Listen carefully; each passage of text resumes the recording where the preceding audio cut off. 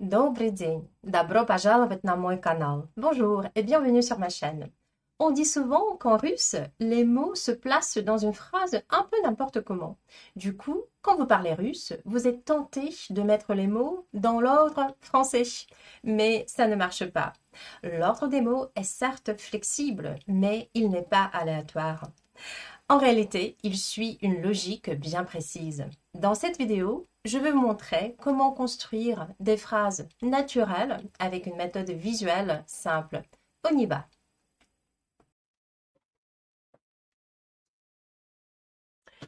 Commençons par un exemple très simple. Comment dire en russe je sais pas? Je pense que vous savez le dire déjà après 2 ou 3 cours. Même si vous êtes débutant, je suis sûre que vous savez le dire. Donc, я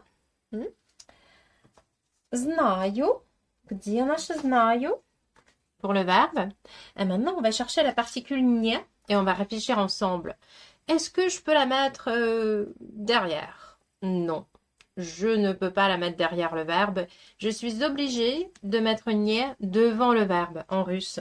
Donc, voici la différence, la première et principale différence. Pour former la négation, en français, on n'utilise pas, on le met après le verbe, alors qu'en russe, nie vient toujours devant le verbe. Et en fait, les deux forment un bloc indissociable dans ce type de phrases. Des phrases courtes composées de sujet-verbe, par exemple. Alors maintenant, on va enlever les éléments de négation pour quelques minutes. On va y revenir plus tard. Et on va ajouter un élément, à savoir un complément d'objet direct. Je connais Macha. Voilà, on va mettre le verbe connaît en français, mais en russe, on peut garder le même verbe. Я знаю Машу. Знаю, c'est connaître et savoir, les deux. Я знаю Машу. Je connais Macha. Donc, notre structure est un tout petit peu plus complexe. Sujet, verbe, objet. Complément d'objet. Macho. Si on veut rendre cette phrase négative, en français, on va mettre pas juste après le verbe. Je connais pas Macha. On déplace légèrement. Hop, voilà. En russe, comme je vous l'ai dit, nie viendra toujours devant le verbe. En fait, ce bloc indissociable, il bougera pas. Я не знаю Машу. Le niveau de complexité suivant est de remplacer Macha par un pronom complément d'objet. Donc, on enlève Macha. Voilà, elle va aller là. Et on rajoute la. Je la connais pas. Je la connais pas, Macha. En russe, on peut remplacer Macha par Yiyo. Voilà, Macha va partir et on va essayer de placer Yiyo. Où est-ce qu'elle doit venir à votre avis? Après Nye, devant Nye, à la fin? La meilleure place pour ce complément d'objet, Yiyo, est devant le bloc formé, le bloc négatif, on va dire, formé par не знаю. Я ее не знаю. Les pronoms compléments d'objet en russe sont des éléments assez mobiles, ce qui n'est pas le cas des pronoms compléments d'objet français. Donc en français, vous ne pouvez pas déplacer la, par exemple, à la fin. Je connais pas la, non, c'est pas une phrase française. La va rester obligatoirement devant le verbe. En russe, en fait, Yiyo est plus mobile. Sa place naturelle est ici, mais vous pouvez aussi la placer vers la fin. Я не знаю ее. Elle, je la connais pas. Donc, vous mettez l'accent sur Yiyo. Я не знаю ее. C'est une phrase possible. Mais dans la plupart des cas, vous allez quand même mettre Yiyo devant не знаю, qui forme un bloc. Je me répète beaucoup, mais c'est très important que vous le mémorisiez. Donc, dans ce type de phrase où on a sujet, exprimé par un pronom, verbe, la négation et un pronom complément d'objet, не знаю, le bloc négatif reste ensemble toujours. Ensuite, on peut complexifier encore. On va enlever pour l'instant la négation. Voilà. On enlève la négation. Et on va ajouter des adverbes. Qu'est-ce que c'est les adverbes? Les adverbes, ce sont des éléments qui accompagnent les verbes. Voilà. Je la connais bien, par exemple, en français. Je la connais bien. Bien, bien se passe naturellement à la fin de la phrase, juste après le verbe. En russe, le mot équivalent, хорошо, peut se placer à la fin, hein, comme en français. C'est une possibilité, mais pas des plus naturelles. La place naturelle de хорошо, elle est ici. Я ее хорошо знаю. Ou bien, peut-être mieux encore, elle est là. Я хорошо ее знаю. Les deux sont possibles, comme je vous l'ai déjà dit. Alors, pour voir bien, je bouge un peu. Ее est un élément extrêmement mobile. Hein. Il peut trouver sa place ici, devant le verbe. Я хорошо ее знаю. Je la connais bien. Une phrase parfaite. Я ее хорошо знаю. C'est une possibilité. Ils sont presque équivalentes, je dirais. Après, on peut jouer avec l'accentuation. Quel sens est-ce qu'on veut émettre? Quel élément on veut mettre en exergue? Et on peut dire ее я хорошо знаю. Elle, je la connais bien. C'est une possibilité que je vous conseille pas au niveau débutant, mais juste pour vous montrer que il bouge beaucoup, hein, ce petit pronom complément d'objet. Et même, on peut le mettre à la fin. Я хорошо знаю ее. C'est aussi une possibilité. Voilà. Mais bon, on va le remettre à sa place naturelle. Я ее хорошо знаю. Pour faciliter les choses, peut-être quand même comme ça, pour que ça corresponde un peu mieux à la structure française, qui est la suivante. En français, je la connais, forme sorte de bloc que vous n'allez pas briser facilement. Hein. Je la connais. La connais. Et en russe, ее, знаю vont aussi bien ensemble. C'est une façon, ils sont pas attachés, ils sont pas Yo peut bouger, bien sûr, mais pour faciliter la mémorisation de leurs deux mots, vous pouvez vous dire, voilà, la connaît, yo знаю, ça va aller ensemble dans les deux cas.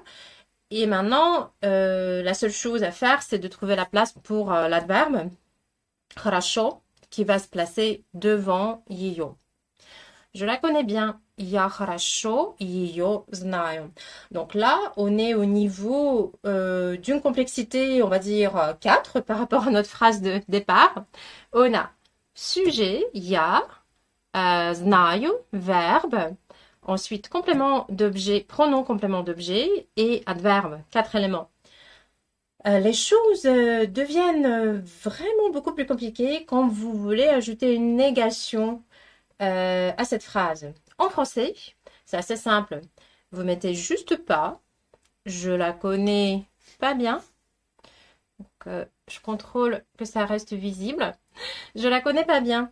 Et tout va bien. En russe, on va réfléchir ensemble où mettre la particule nie. Donc, regardez.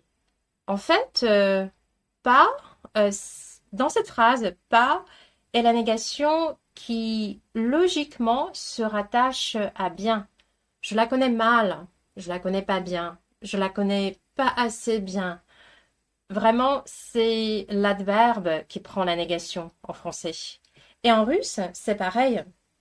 Nie va se placer devant хорошо. Alors, je vais essayer de les organiser pour que tout reste visible. Я не хорошо ее знаю. Donc là, attention. C'est pas la façon la plus naturelle de parler russe. Donc la place de nie est devant l'adverbe, ça c'est correct, mais Dans un russe naturel, on va pas dire ça. On va pas dire «Я не хорошо ее знаю». C'est un peu bizarre. On va rajouter un élément, un intensificateur. «Я не очень хорошо ее знаю». C'est comme ça qu'on s'exprimera en russe. Pourquoi j'ai du mal à vous dire tout de suite, mais voilà, ici une petite nuance. Il faut rajouter très, очень. Je la connais pas très bien. Dans ce cas précis, je suis obligée de dire не очень хорошо, mais il y a d'autres cas où l'adverbe va prendre la négation directement. Donc, la particule не va se rattacher à l'adverbe. Pour vous le montrer, je dois complètement changer de phrase.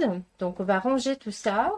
Je vais ranger mes éléments pour vous montrer une phrase complètement différente. Commençons par la phrase affirmative. Je la vois souvent. Alors, formons cette phrase en russe déjà. Я ее. Maintenant, le verbe вижу. L'adverbe часто, on va le mettre devant le verbe. C'est sa place naturelle. Cet ordre-là n'est pas impossible, mais il est quand même beaucoup plus fréquent de le mettre dans cet ordre-là. Я ее часто вижу. Maintenant, la négation. En français, elle va se placer entre le verbe et l'adverbe. Je la vois pas souvent. Et comme tout à l'heure, vous savez qu'en fait, c'est le bloc négatif, c'est le bloc avec l'adverbe. Pas souvent, je la vois, mais pas souvent, je la vois, rarement. La même chose va se passer en russe. Я ее не часто вижу. Alors, est-ce que j'arrive à rentrer tous les éléments? Voilà, j'aimerais vous montrer que ça forme un bloc. Я ее не часто вижу. Et là, vous avez un cas où la négation не se rattache à l'adverbe часто, presque comme en français, et ça forme un bloc qu'on va pas briser. Même si le pronom complément d'objet ее reste amovible, je peux le mettre au début, hein. Ее, я вижу нечасто. Elle, je la vois pas beaucoup. On l'entend pas souvent, mais c'est possible. Je peux le mettre я не часто ее вижу devant le verbe. Tout à fait possible. Je peux le mettre même à la fin de la phrase. Я не часто вижу ее. C'est une possibilité. Mais sa place privilégiée est ici. Я ее не часто вижу. Donc la conclusion. Plus on a d'éléments, moins il est évident de trouver la place pour chaque élément dans la phrase. Pour ceux qui apprennent le français, c'est aussi une tâche très difficile de savoir où mettre là, de savoir où mettre pas, parce que dans ma langue maternelle, c'est pas pareil. Donc du coup, soyez attentifs, réfléchissez à l'ordre des éléments dans la phrase et j'espère que ce type de jeu avec des cartes que vous pouvez créer, ça va vous aider à vous y retrouver plus facilement. Ah, elle est où? Oui. On va prendre le verbe вижу ou слышу, encore mieux. Слышу. Ça veut dire entendre, j'entends. Alors, on va travailler avec ce verbe-là. Et pour expliquer comment marche la négation avec le pronom complément d'objet. Я слышу. Une phrase très simple. J'entends. J'ai pas de jeu apostrophe, je crois. Ouais, je l'ai pas préparé, donc du coup ça va être j'entends. Vous cachez le j'entends. Я не слышу. J'entends pas. Une phrase extrêmement simple. Maintenant, je vais rajouter toi, te. Je t'entends pas. En russe, je vais mettre тебя ici. En français, je crois que j'ai préparé T apostrophe. Voilà. Je t'entends pas. Je t'entends pas. Я тебя не слышу. Le bloc négation verbe reste indissociable en présence d'un pronom complément d'objet. Я тебя не слышу. Le pronom est mobile. Я не слышу тебя. Tout à fait possible. Mais on peut pas briser. Non. Я не тебя слышу, ça marche pas. Pas pour ce qu'on veut dire dans cette phrase. Voilà. Donc ça, ce sont des choses à retenir. Si vous avez des questions ou que vous avez pensé à d'autres exemples en m'écoutant, n'hésitez pas. Ce qui m'intéresse aussi, c'est votre retour sur le format. Est-ce que vous trouvez ça utile de travailler avec des petites cartes comme ça, de les voir se déplacer sur l'écran? Et est-ce que vous envisagez de le faire pour vous, par vous-même? J'espère que vous serez maintenant plus à l'aise pour mettre les mots russes dans le bon ordre, dans des phrases simples ou complexes, avec ou sans adverbe, complément d'objet ou négation. Essayez de retenir et de répéter à haute voix les phrases de la vidéo. Elles sont très simples et très utiles. Je vous encourage vivement à créer ce type de carte vous-même, à construire de nouvelles phrases chez vous et à les partager en commentaire. C'est une méthode extrêmement efficace parce qu'elle mobilise plusieurs canaux en même temps.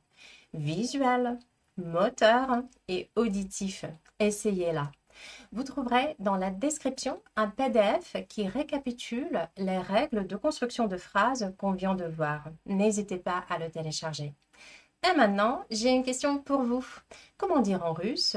Je le connais pas mal, en parlant d'une personne, bien sûr. Écrivez votre réponse en commentaire. J'ai hâte de vous lire. À très bientôt. До встречи!